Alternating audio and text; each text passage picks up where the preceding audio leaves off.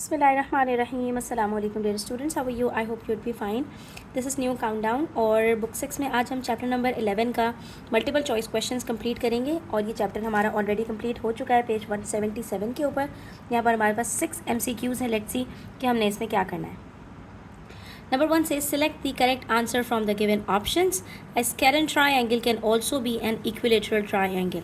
तो हमने यहाँ पर क्या पढ़ा था कि scalene triangle equilateral triangle हो सकता है? नहीं जी, स्केलेन ट्रायंगल और इक्विलेटरल ट्रायंगल दोनों अलग अलग ट्रायंगल्स होते हैं। इक्विलेटरल ट्रायंगल वो होता है जिसके तीनों साइड्स बराबर हों और स्केलेन ट्रायंगल वो होता है जिसके तीनों साइड्स डिफरेंट हों।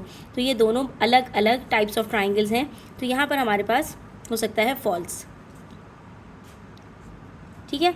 Number 2, a right isosceles triangle. Right isosceles triangle का मतलब एक ट्रायंगल जो राइट भी हो, राइट एंगल भी हो और आइसोसेलेस भी हो, यानी इसके अंदर एक 90 डिग्री का एंगल भी हो और इसके दो साइड्स बराबर भी हों।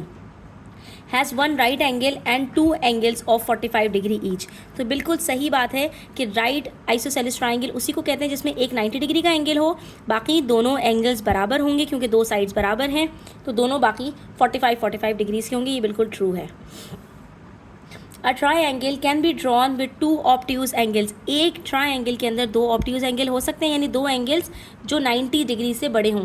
तो अगर दो एंगल्स भी हम 91 के ले लें तो ऐसा ट्रायंगल पॉसिबल ही नहीं है, क्योंकि एक ट्रायंगल में एट अ टाइम सिर्फ एक ऑब्ट्यूज एंगल हो सकता है, because the sum of all three angles is always 180 degrees. ठीक है, तो यहाँ पर हमारे पास ये फॉल्स स्टेटमेंट है।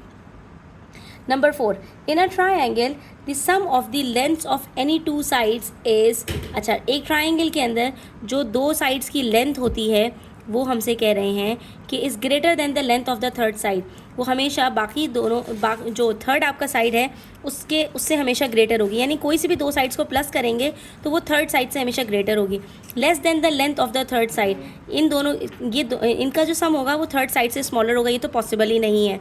ठीक है।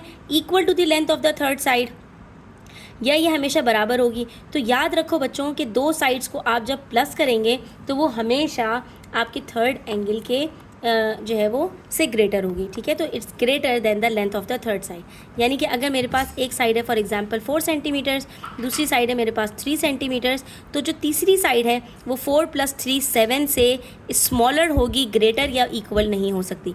या तो ये 6.5 होगी, या ये 5.5 होगी, ये 5 सेंटीमीटर्स होगी, 6 सेंटीमीटर्स होगी, लेकिन 7 सेंटीमीटर्स नहीं होगी। ठीक है।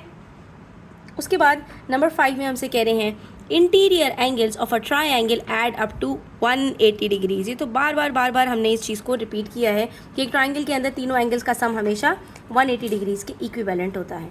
उसके बाद पार्ट 6 में कह रहे हैं an exterior angle of a triangle is bigger than the sum of the two opposite interior angles. यहाँ पर हमसे कह रहे हैं कि ये जो एक ट्रायंगल है इसके अंदर एक एक्सटीरियर एंगल ये रहा। ठीक है, तो ये एक्सटीरियर एंगल जो आपका होगा ये बाकी के जो दोनों इंटीरियर एंगल्स हैं इन दोनों के सम से ग्रेटर होगा। तो हमने तो ये बात पढ़ी है कि an exterior angle of a triangle equals to the sum of the opposite interior angles. ये जो एक्सटीरियर एंगल होता है ये ऑपोजिट इंटीरियर एंगल्स के सम के बराबर होता है, यानी कि बाकी दोनों को अगर प्लस करेंगे तो उसका जो आंसर आएगा वो एक्सटीरियर एंगल के बराबर होगा। तो ये बात बिल्कुल गलत है। ठीक है, यहाँ पर हमारा ये चैप्टर नंबर 11 कंप्लीट होता है बच्चों। ये आपके चैप्टर के आखिर में एक समरी गिवन होती है। कोशिश किया करो कि इस समरी को भी ज़रूर गो थ्रू किया करो, क्योंकि ये आपको काफ़ी ज़्यादा हेल्प आउट करेंगी चीज़ों के अंदर। ठीक है, इसके अंदर आपको स्केलेन ट्रायंगल, आइसोसेलेस ट्रायंगल, फिर आइसोसेलेस ट्रायंगल के अंदर जो एंगल्स होते हैं, फिर इक्विलेटरल ट्रायंगल, फिर acute angle triangle, right angle triangle, obtuse angle triangle की सबकी डेफिनेशंस आपको यहाँ पर गिवन है। उसके बाद एक्सटीरियर एंगल्स और इंटीरियर एंगल्स और इनकी प्रॉपर्टीज़ भी आपको यहाँ पर गिवन है। तो अगर आप एग्ज़ाम में जाने से पहले इनको अच्छी तरह से गो थ्रू करते हो तो इस तरह के क्वेश्चंस आपको अगर फिल इन द ब्लैंक्स में आते हैं तो वहाँ पर बहुत ज़्यादा हेल्प आउट करेंगे। तो आज के लिए इतना ही। इंशाल्लाह नेक्स्ट वीडियो के अंदर हम नेक्स्ट चैप्टर स्टार्ट करेंगे। तब तक अपना ख्याल रखें। चैनल पर नए हैं तो सब्सक्राइब करते जाएं, वीडियो अच्छी लगी हो तो लाइक करें, अपने फ्रेंड्स के साथ ज़रूर शेयर करें। टेक केयर, अल्लाह हाफ़िज़।